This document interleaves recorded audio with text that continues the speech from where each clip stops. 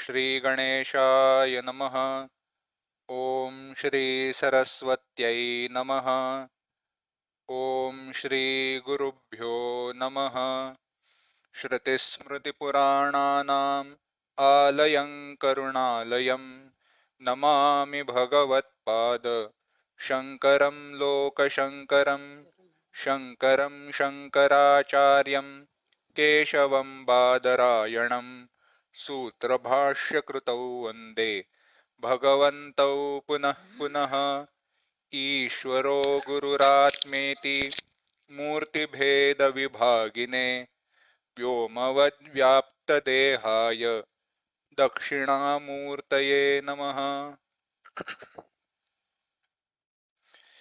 योऽन्तः प्रविश्य मम वाचमिमां प्रसुप्तां सञ्जीवयत्यखिलशक्तिधरस्वधाम्ना अन्यांश्च हस्तचरणश्रवणत्वगादीन् प्राणान् नमो भगवते पुरुषाय तुभ्यम्।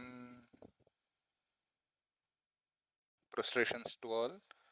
सर्वेभ्यो सादरं वन्दनानि नमो नमः.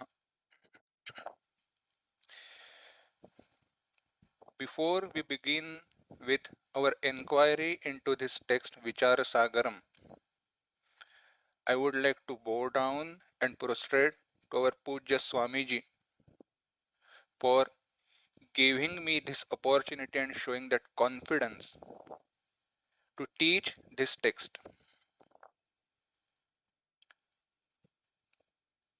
Namo Namah. Let's now begin with introduction to this text.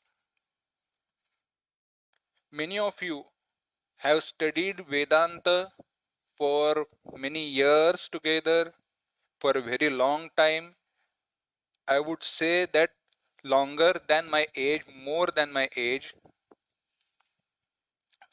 or those who are totally new to this text.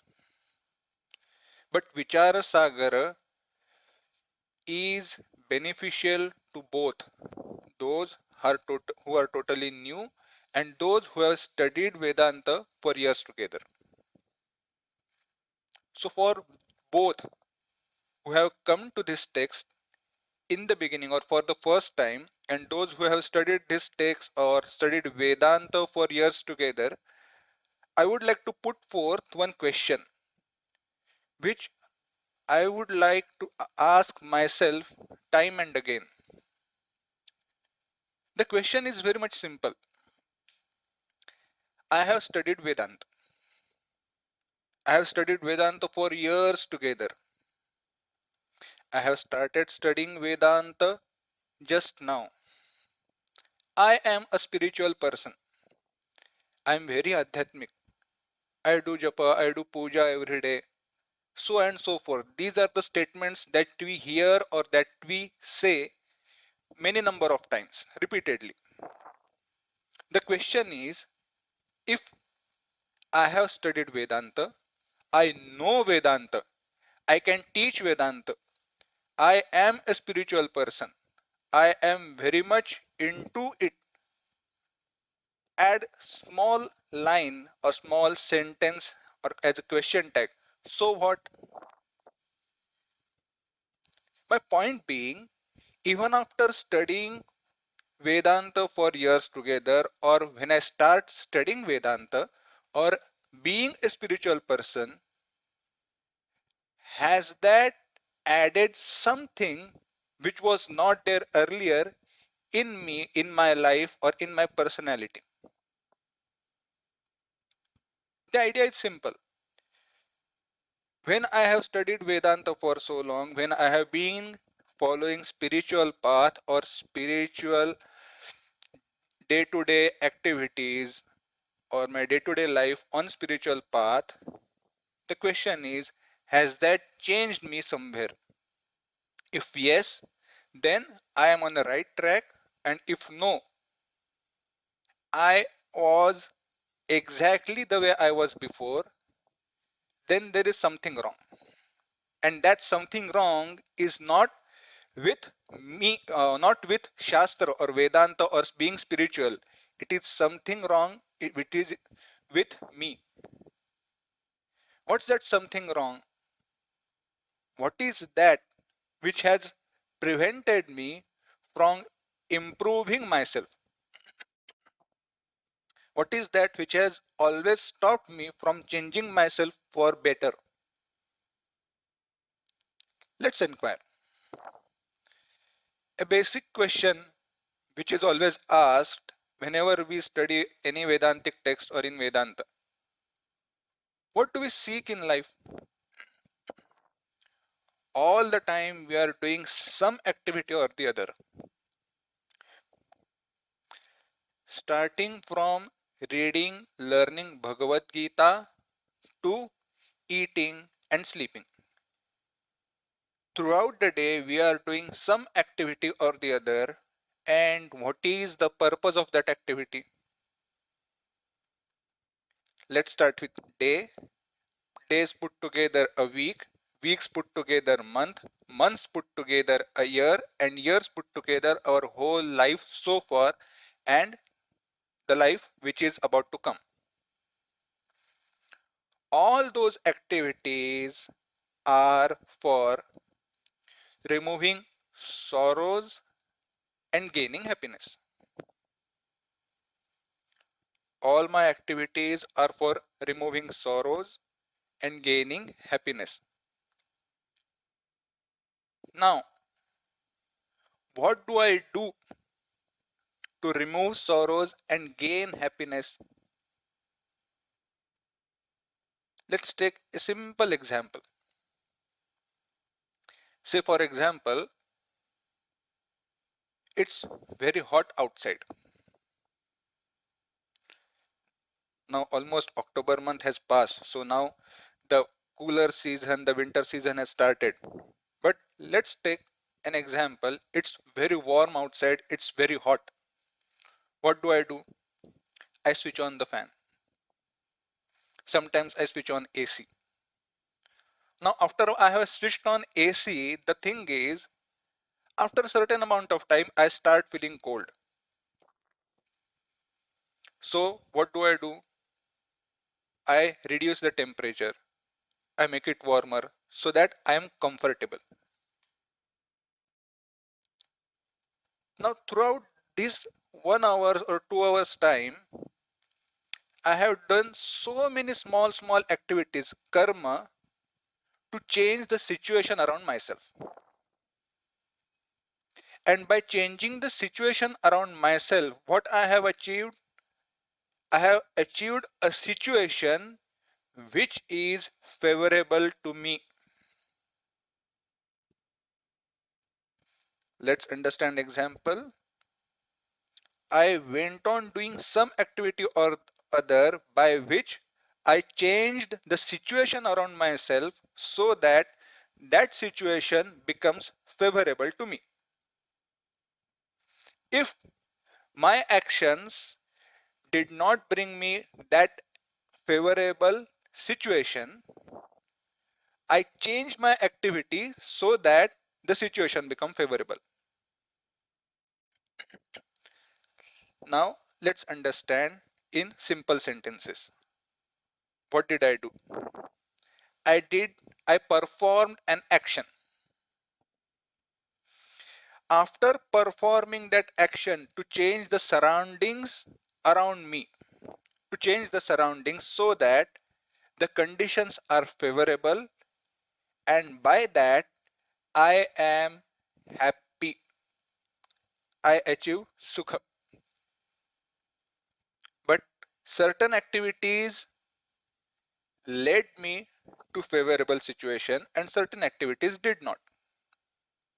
So those activities which did not lead me to favorable situation, I drop those activities and I go on doing that karma, that action again and again, which brings me happiness.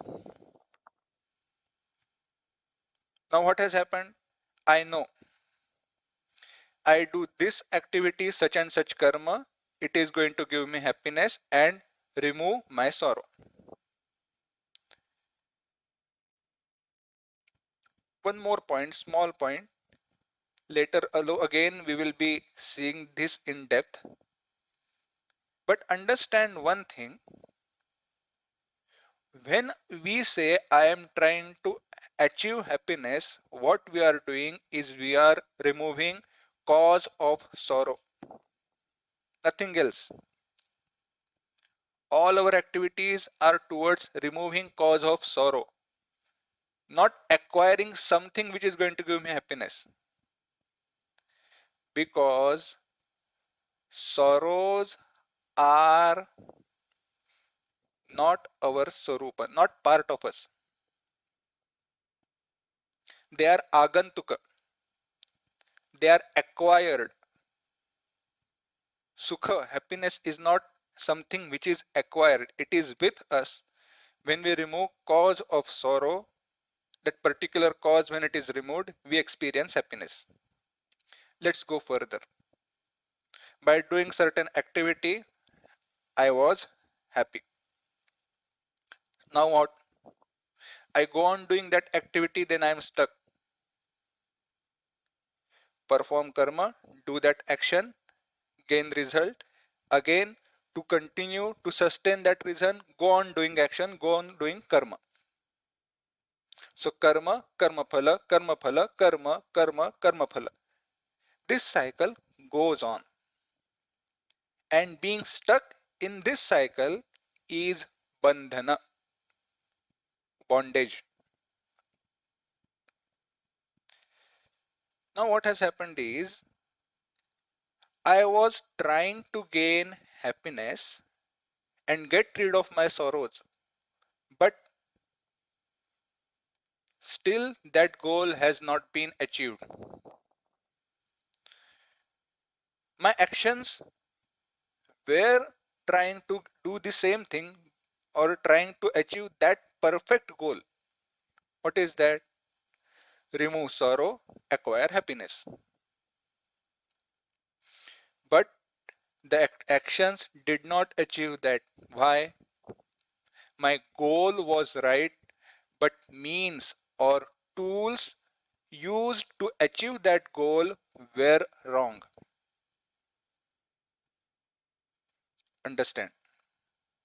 My goal was right. Okay, what do I want to achieve? Eternal happiness. Now I am adding one more word. Eternal happiness. I want to be happy all the time. I don't want to be sorrowful at any time. Did I achieve that? No.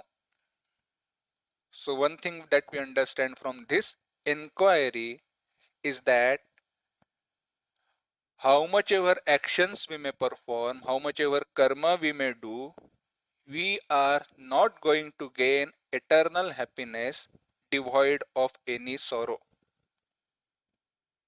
Isn't it? Okay. Now, if this is the case, where was the problem? Where was the exact problem? What was the cause that did not lead me to happiness? Understand? As we saw, as we discussed, my goal was right, but solution was wrong. What it means is I saw solution, I saw an answer there where it was not.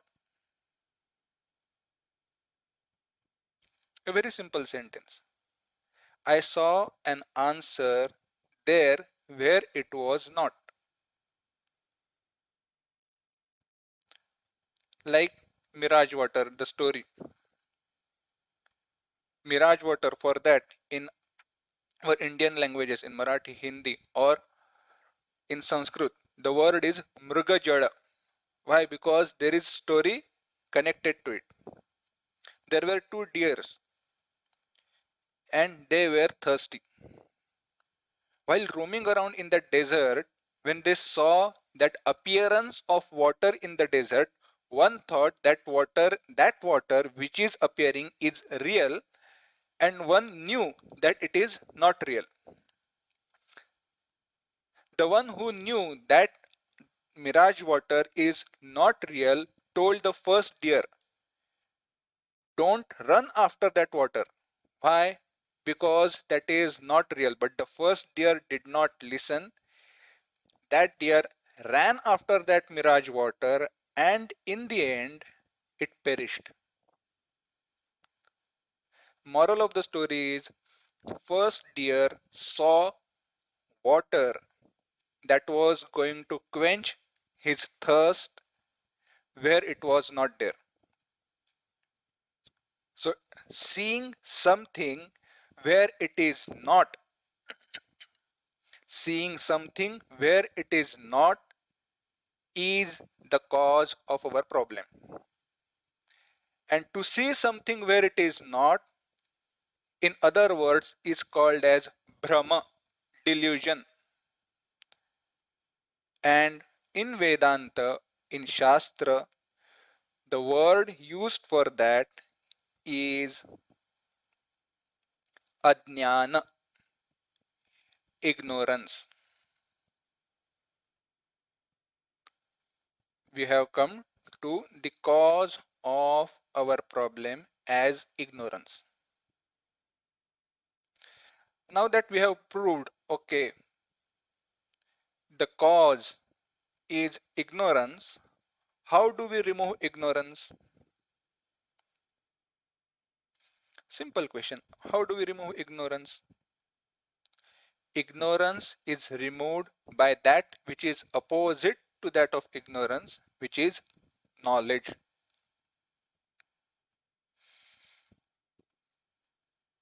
Now, next question. Ignorance is to be removed. For that, knowledge is to be gained. But ignorance of what? Which ignorance?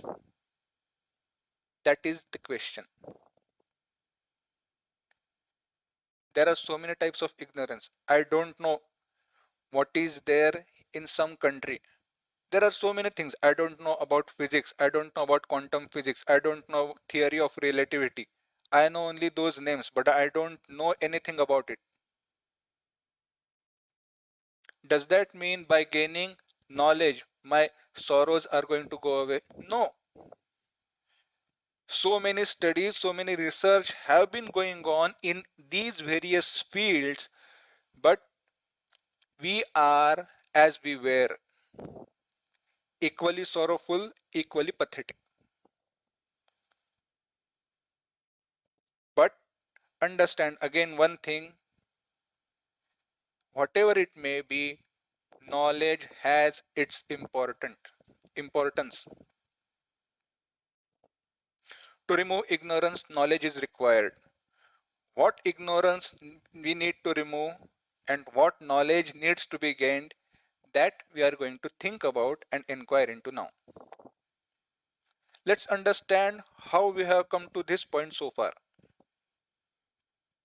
We started with the inquiry, okay, throughout my life, I have performed so many karma, I have been doing so many actions to gain happiness, to remove sorrows, but I have not acquired happiness which may last long or which will last eternally, which will always be there, devoid of any sorrow. Why was that?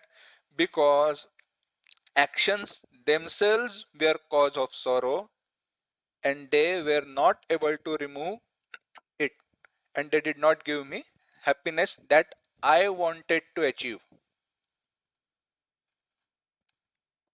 Now, if karma cannot give me what I want, and karma itself is the cause, in the end, karma, cause of karma or any action is ignorance, and to remove that ignorance, if knowledge is required, then the question comes, what ignorance led me to perform karma and how to remove that ignorance?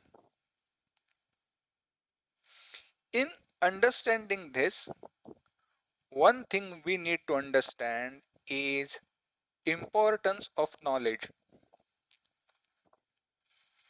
and this is very much important.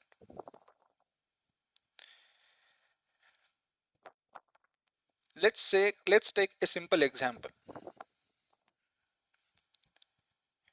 We have heard this term many times, or it has been used in management, or so at so many places in many seminars, or you must have heard. What is it? Don't work hard, work smart. Work smart, don't work hard. What do they really mean? Work smart. That smart refers to knowledge. Karma enjoined with knowledge, karma performed with jnana. Karma performed with certain attitude leads to much better results. Let's take the example from Bhagavad Gita. Yoga karmasu kaushalam. Proficiency in doing karma. What is there? What is the difference there? Some knowledge is enjoined. Karma is performed with certain knowledge. And that karma which is performed with some knowledge is going to give me better results. Okay. Now, what is the importance of knowledge compared to different people? One is a laborer and one is an engineer. Engineer has drawn and done all the calculations and said to build this certain building or this certain structure, we need to have these many things, this much wood, this much brick, etc. He does all these activities while sitting in his room, air conditioned room, and with all the facilities. At the same time, the one who is actually building that structure is sweating, either it may be in sun, throughout rain, and whatnot. Now, who is working hard? Of course, a laborer. But who is being paid more? Of course, the engineer. Why so? What is that which has given better karma phala to that engineer and not the laborer? It is his knowledge. Let's take another example which is more easier to understand. A soldier and a general, a brigadier. A soldier is on active duty on country's border. He has to fight in the battle. He is going to fight. He is going to take pains. He is going to suffer. But at the same time, the one who is general, he is not going to do anything at all. On the contrary, if you look at his age, it will be a wonder if he can run 100 meters. But still, who is paid more? The one who is that brigadier or general, the one who is at the higher position. Why? Because his knowledge. He has studied many different types of wars, many wars which have happened in past. He has studied how the battles were won, how the battles were lost, and what plans needs to be undertaken, what we need to do so that our borders stay safe. If knowledge is important, then certainly there must be some knowledge or jnana that is going to remove my this ignorance. So I have to acquire that knowledge. Now, how do we know something? We need to acquire knowledge. So how do I know something? Simple. If I want to know about geography, I have to read book which gives me knowledge about that particular inquired thing or inquired object, inquired subject. If I want to learn, if I want to learn about physics, I need to study physics. But I am not concerned with that. In general, how do we know something? We know through means of knowledge, otherwise called as pramana.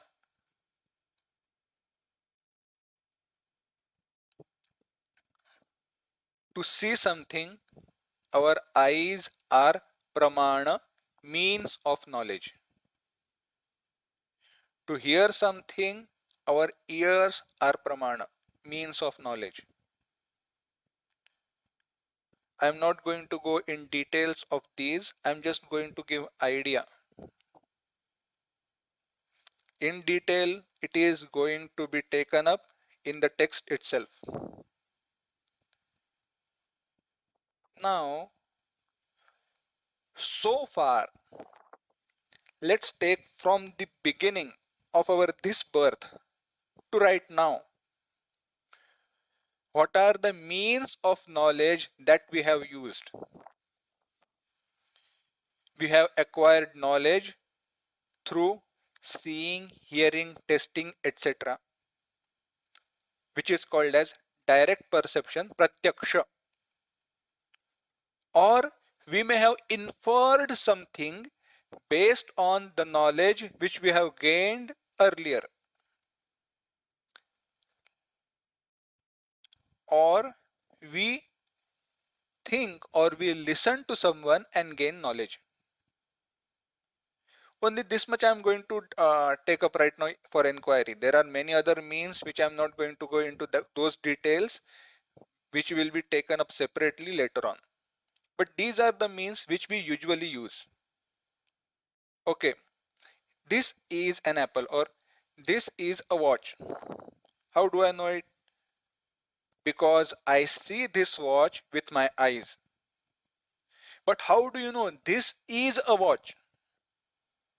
I know you are seeing this object with your eyes because somebody told me when I was a child, this is a watch. I saw something like this. Understand and try to know or listen to each and every statement carefully. I saw this object.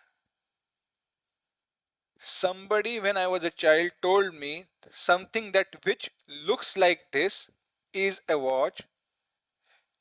Watch is used to see what time it is. It gives me the idea, knowledge about time, because this object is similar to the one which was shown to me in my childhood, and this tells me about time. That's why this is a watch.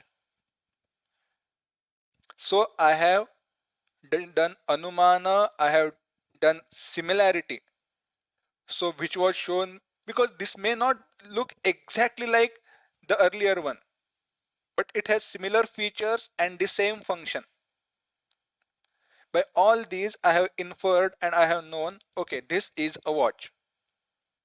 Let's take one example per further. We know Earth moves around the sun.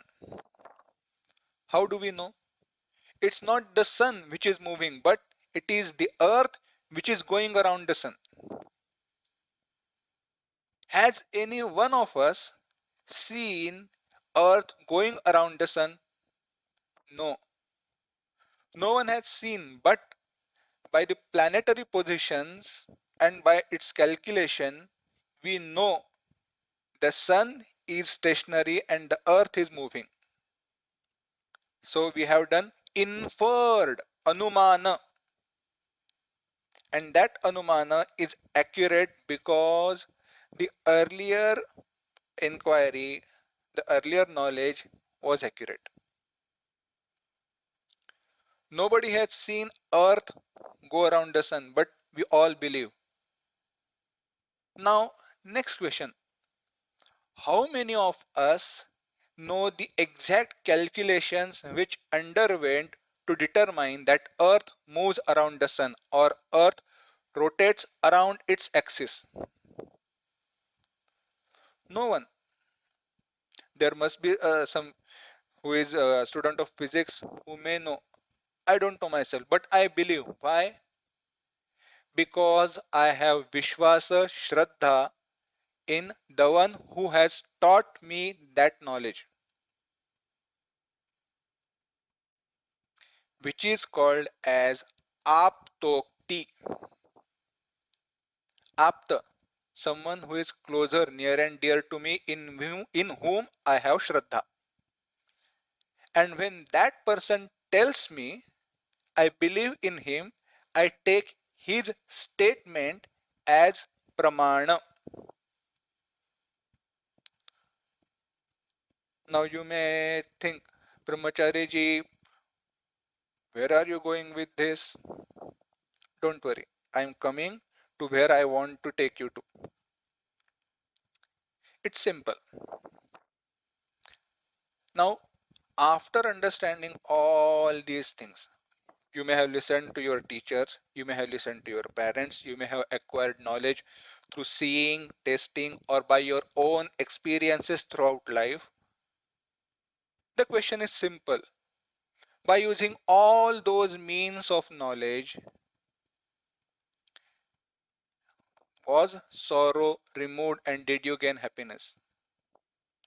Again, the answer is no. Thus, we come to a conclusion there has to be a source of knowledge, means of knowledge, a pramana, which is different from all these. Pramana, means of knowledge, which is different from all these, which is going to give me that happiness which I want and going to remove sorrows which I don't want. And that pramana is called as Shabda Pramana or Vedanta Pramana. There is this famous verse, Pratyakshenanumityava yastupayo na buddhyate enam vidanti vedena tasmat vedasya vedata. Why should we study Vedanta? Why should we study Vedas? Why should we study Shastra? Because they are going to tell us something which is not known by all the other means of knowledge, may that be pratyaksha, direct perception, or inference, or anything else. What is that anything else, etc.? We are going to see later. But, or whatever the means of knowledge that we have used so far, Vedas tell us something which is different from all these. And what is that? That is beyond indriyas, beyond our direct perception, etc. Now we have determined the cause of sorrow was ignorance. That ignorance cannot be removed by the knowledge which I have gained. That by knowledge, or sorry, let me rephrase this statement. That ignorance cannot be removed by the means which I have used so far. So I need something new. What is that? What is that source of knowledge or pramana? Vedanta pramana. Brahmachari ji, Ved to char hai. There are four Vedas. They are so vast, so huge. How do I study them? I don't even know Sanskrit. And I have heard that Sanskrit in Vedas is much more complex, much more difficult.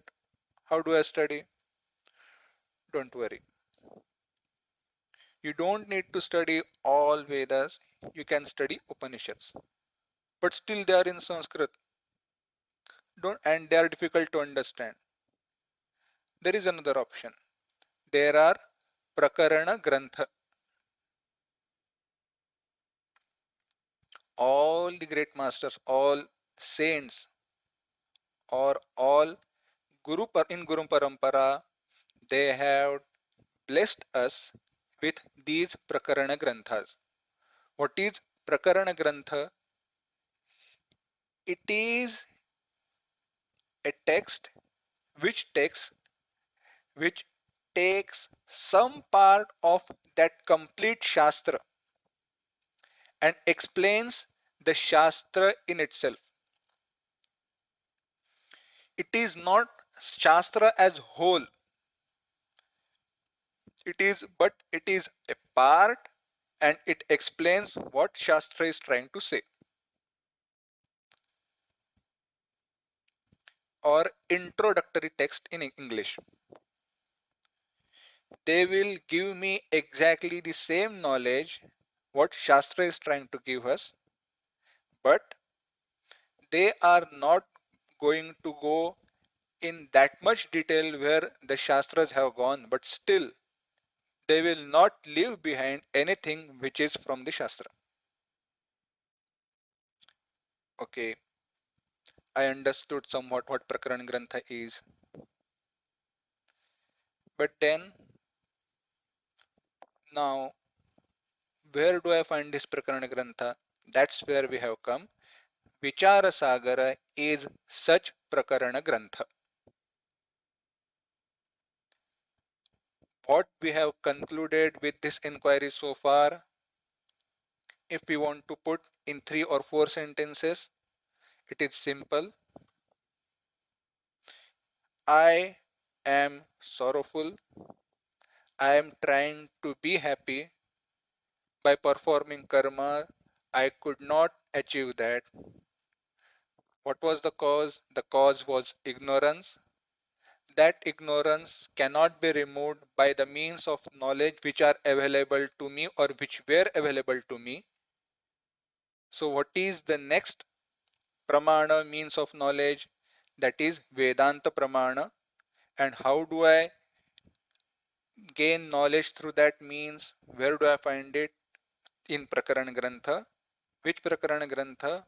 Here we are studying Vichara Sagara. Now somebody may ask, okay, Vichara Sagara is a Prakarana Grantha. But I have one question. I know Vichara Sagara is in Hindi. The original composition is in Hindi. To be precise, it is in Braj. So a dialect of Hindi. It is not Hindi that we usually hear or use. Why should I study Vichara Sagara in Sanskrit? That has been explained in the introductory of this text, of Sanskrit text. It is simple. I'll just give few points because we are not interested or we should not be concerned about why it is better, but I'll still tell you. In Shastra, whenever we are studying, one thing we have to understand, or not just in Shastra, everywhere in all fields of life, nahi pratijna matreण vastu siddhi किंतु लक्षण प्रमाणाभ्याम vastu siddhi. Sayanacharya ji in his Veda Bhasha he has said, while talking about means of knowledge pramana, if I want to prove something just by making a mere statement, I am not going to prove that thing. So what do? I have to give a valedictory proof and I have to give indicators, lakshana. Or let's take simple example. This is a watch. Okay, why do you say so? Because what is lakshana of watch? It gives me the time. What time is it? I know about the time. So this which I am holding in my hand tells me what time it is, and it looks like the one which was shown to me as a watch and I can see this. So I have used eyes as pramana and used lakshana. What lakshana? This gives me the exact time. That's why this is a watch. A simple example. Similarly, in Vedanta or in Darshana, in Shastra, just by making a mere statement, you cannot prove. In Hindi Vicharasagara, to make it easier, there were just statements and explanation. But if there was a Jidnyasu, a Mumukshu, who really wanted to study in depth and find where is pramana for such and such statement, those references were not available. In Sanskrit Vicharasagara, Sri Vasudeva Brahmendra Saraswati has added those references. At certain points, he has added certain discussions. At certain points, because Hindi or Marathi or Indian languages, they have words which have much wider meaning. In Sanskrit, Vasudeva Brahmendra Saraswati has changed certain words to give the exact meaning which is required and needed. For example, in the beginning of this text, there is this word, lakhe, buddhya bodhyam, so that which is known by intellect. At that place, he has used druk. In Sanskrit, he has used druk tattva as or sakshi. What that difference is, we will see when we see that beginning of this text, when we see that next time. But these are the small changes which he has done. And another thing, that is Hindi. Okay, let's be practical.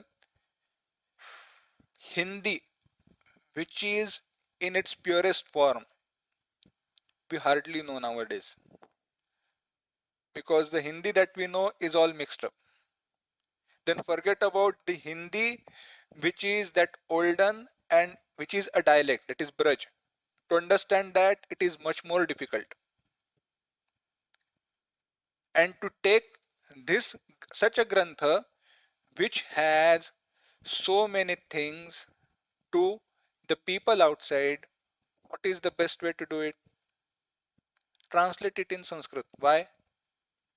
People may not study grantha which is in Hindi, which is in Marathi, but those who want to study something in Vedanta, or those who are trying to study Vedanta, will certainly study a text which is in Sanskrit. Because Sanskrit can go abroad, even outside India. It has gone outside India. That's why Vasudeva Brahmendra Saraswati ji translated this text in Sanskrit. Now, what is importance of Vicharasagara? Those who have studied Vedanta so far, or those who have studied Vedanta for years together, they know there are many Prakaran Granthas, Tattvabodha, Atmabodha, Panchadashi, and in number. Manisha Panchakam, Saddarshanam, etc. Then, why do I need to study Vicharasagara? What is Apurvata? What is uniqueness? The uniqueness is Vicharasagara is all inclusive. Let's take example Tattvabodha. Tattvabodha, Prakaran Grantha, but it gives only definitions. It does not explain what is Drushti Srushtivada, Srushti Drushtivada, etc. It is not going to go into details of that. It is not going to go into discussions, the question and answer. It is not going to take into account Purva Paksha, Uttara Paksha. Same is the case with Atmabodha. Atmabodha, it is going to explain certain things with examples, but not all.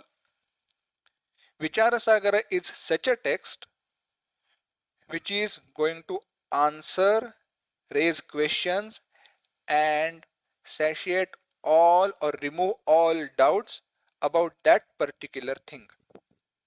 What is that? Brahma Atma Aikya, what Vedanta is trying to teach. It takes into account majority of the Purva in whole Vedanta, answers those Purva and explains each and every prakriya or modes of inquiry in Vedanta. That's why Vicharasagara, even though it is huge, it is very much important. Why? Because those who are beginners, in the beginning itself, they are introduced to all these concepts, and for them to think by themselves, to do manana, to do vichara by themselves, it becomes easier. And those who have studied for years together, it is a refresher course which reminds them of all that what they have studied so far. And with all these ideas and these concepts and this purpose in mind, we are going to study Vichar Sagar. Now, just few points. Vicharasagara originally was composed by Sadhu Nishaladasa in Hindi. Then he himself wrote Tika, and original Vicharasagara, which was in verse form and Tika, on that both Tippani was written or sub commentary was written by Sadhu Nishaladasa ji's Shishya Pitambarji Maharaj. And that text, as known as Vicharasagara, is available in Hindi. That whole text was translated, improved upon by Sri Vasudeva Brahmendra Saraswati Swamiji. I'm not going to go into details of their life and etc. because that has been given in the introduction of this text itself. And when he improved upon this, if he has taken so much efforts to make it more beneficial, then it is our duty to take that benefit. And with that idea in our mind, we are going to go ahead and study this text.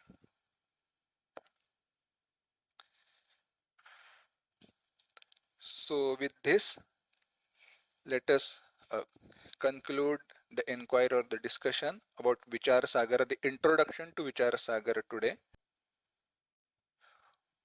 Om Asato Ma Sadgamaya Tamaso Ma Jyotirgamaya Mrityorma Amrutangamaya Om Shanti Shanti Shanti Harihi Om Shri Gurubhyo Namaha Harihi Om